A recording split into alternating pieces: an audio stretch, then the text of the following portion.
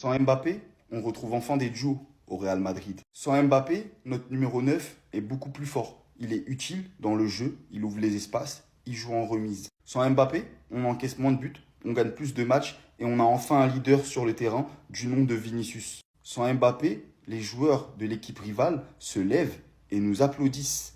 Sans Mbappé, les combinaisons sont exceptionnelles, en une touche de balle, version tiki-taka. Sans Mbappé, Vinicius marque plus, seul Harry Kane marque plus que lui. Sans Mbappé, le coach peut également faire ce qu'il veut et changer de tactique si jamais ça ne fonctionne pas. Parce que la première mi-temps, on l'a vu, c'était désastreux parce que le schéma de jeu ne collait pas.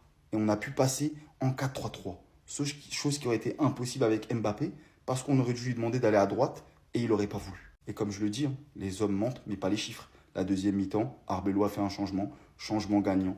On détruit l'Espagnol Barcelone. Conclusion, Mbappé, reste avec Esther Esposito, va t'amuser, prépare la Coupe du Monde, mais s'il te plaît, dégage de mon club. Voilà, c'est tout.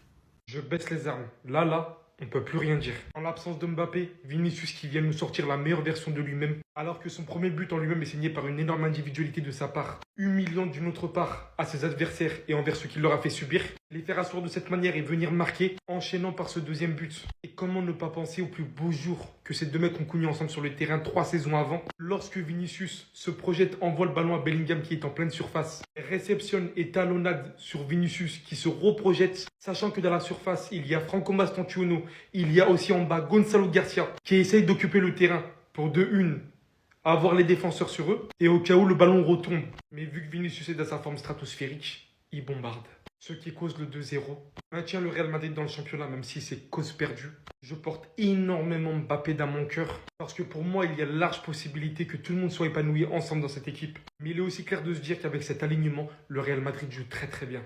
Qu'on y voit clairement beaucoup plus de sens, que les actions sont beaucoup plus logiques. Même si on n'est pas censé fixer ça sur un seul match, on va voir les matchs restants. Ça fait quand même du bien de revoir certaines choses ainsi. J'en peux plus. Et même si ce n'est pas fait exprès, le mec devant vous a raté 170 matchs sur 393 avec le Real Madrid.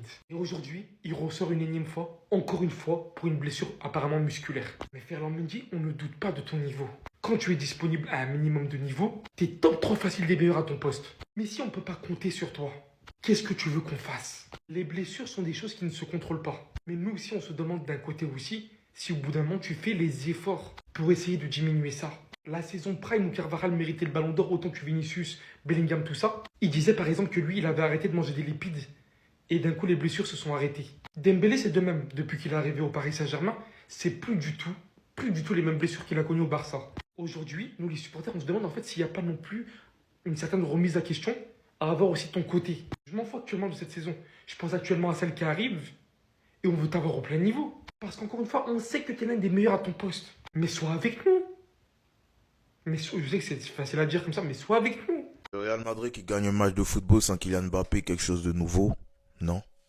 Vinicius qui est décisif en l'absence de Kylian Mbappé, quelque chose de nouveau? Non. Gonzalo Garcia, une fois de plus, qui rentre en jeu, qui est décisif, qui est ce point de fixation, qui arrive à combiner avec Vini, qui laisse un peu d'espace à Vinicius. Quelque chose de nouveau? Non. Mastantuono qui n'arrive pas à contrôler des ballons. Quelque chose de nouveau? Non. En fait, il n'y a rien de nouveau. Ça sont des choses, tout ce qui s'est passé aujourd'hui, ce sont des choses qu'on savait. Ce sont des choses qu'on voyait, on savait déjà. Voilà, il n'y a rien de nouveau. Victoire du Real Madrid, bonne deuxième mi-temps, parce qu'en première période, c'était assez compliqué. Justement, t'avais personne dans l'axe. Et puis, que ce soit Valverde ou Bellingham qui se projetaient, on n'arrivait pas forcément à les trouver. Deuxième période, Gonzalo Garcia, il rentre.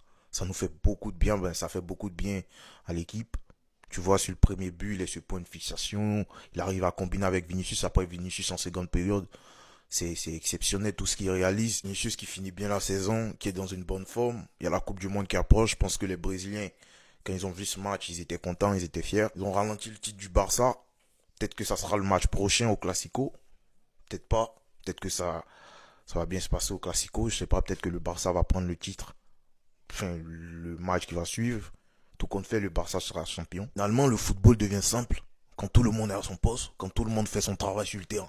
Le football est plus simple. Voilà. C'est vrai que par moment, il est nul. Il pue dans le jeu. Voilà, il fait des conneries sur le terrain.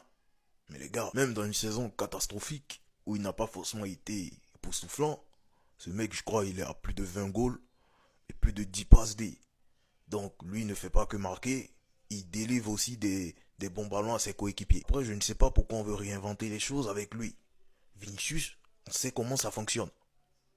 Mais lui juste un bon neuf devant, s'il est en forme, il va te faire le taf. Pas besoin de vous rappeler, Karim Benzema, les saisons où il avait des stats, mais vraiment de dingue, de taré. Faut voir les passes D de Vinicius. Faut voir Vinicius c'était à combien de passes D. Allez vérifier. Rossellou, c'est pareil. T'as Jude Bellingham, même sa première saison où il jouait pratiquement neuf. C'était avec qui? Aujourd'hui, c'est différent. Nous sommes dans une configuration différente. Ça fait 2 ans maintenant. Je ne sais pas si ça va prendre demain ou après-demain. Pour l'instant, ça n'a pas forcément bien pris. On attend de voir encore ceux qui pointent du doigt ou qui critiquent cette association. Ils sont dans le droit. Ils ont raison. Parce qu'après 2 ans quand même, tu peux critiquer. Une fois de plus, le football est plus simple quand tout le monde est à son poste.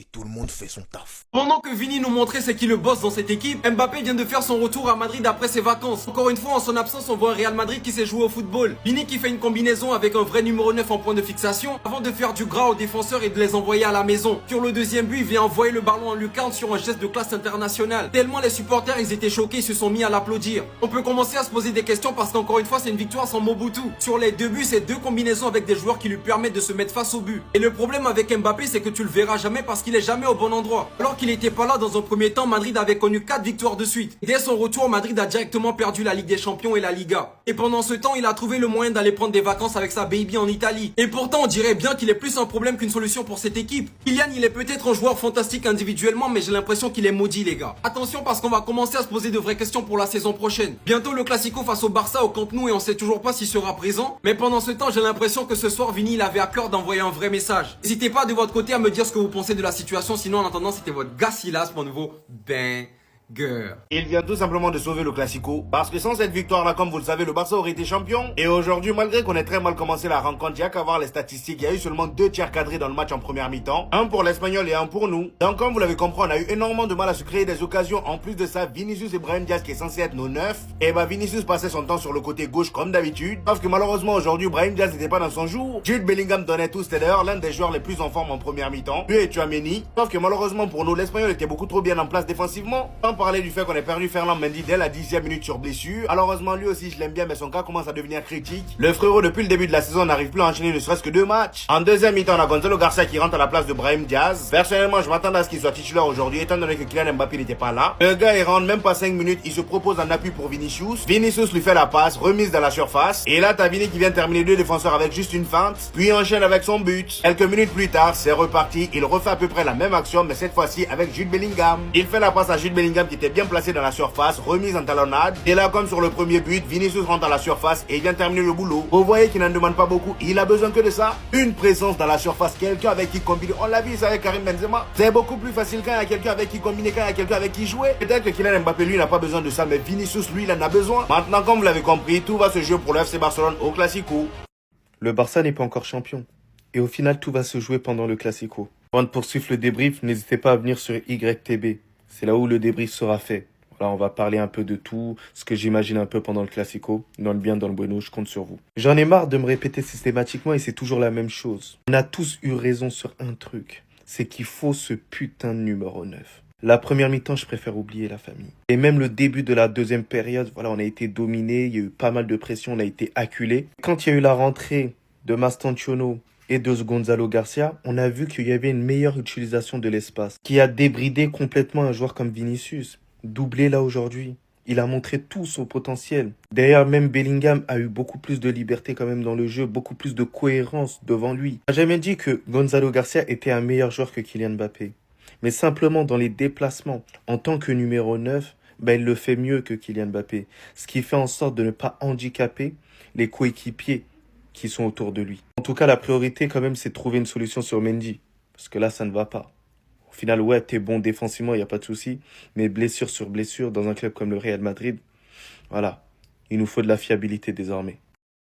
Espagnol Barcelone, vous êtes vraiment des incapables. Tout le monde a réussi à nous régaler en termes de head watch. Vous, bande de nullards, vous n'êtes pas capables. Tout d'abord, si vous ne savez pas où regarder le match, j'ai ce qu'il vous faut. Opli, c'est des gars fiables. En plus de ça, vous avez une réduction avec mon code KB10. Donc n'hésitez pas à aller jeter un petit coup d'œil. Enfin bref, le sacre est retardé. On se donne du coup rendez-vous au Classico. Le Barça a uniquement besoin d'un petit point. Ce serait marrant si on est officiellement champion au Classico. Je pense que ce serait la pire humiliation. Quand il n'y a personne pour le déranger sur son côté et un Vinicius beaucoup plus libre sur le terrain, il double et t'envoie un top match avec des buts de qualité. Mine de rien, même s'il est irrégulier, Vinicius fait quand même sa saison. Maintenant, on attend de voir ce que ça va donner pendant la Coupe du Monde. J'ai hâte de voir ce que le Brésil va donner avec tous ses absents et surtout un potentiel retour de Neymar. La condition physique de Ferland Mendy, on va pas se mentir les gars, qu'elle est inquiétante. Il peut pas t'enchaîner 2 matchs sans se blesser. En tout cas, j'ai hâte de voir ce que Madrid nous réserve la semaine prochaine. Ça va être un match assez drôle à suivre car même si la Liga est terminée, il y a quand même de l'honneur et de la fierté en jeu. Enfin bref, sinon vous les gars, vous en pensez quoi? Ramenez-vous sur cette importance en nu.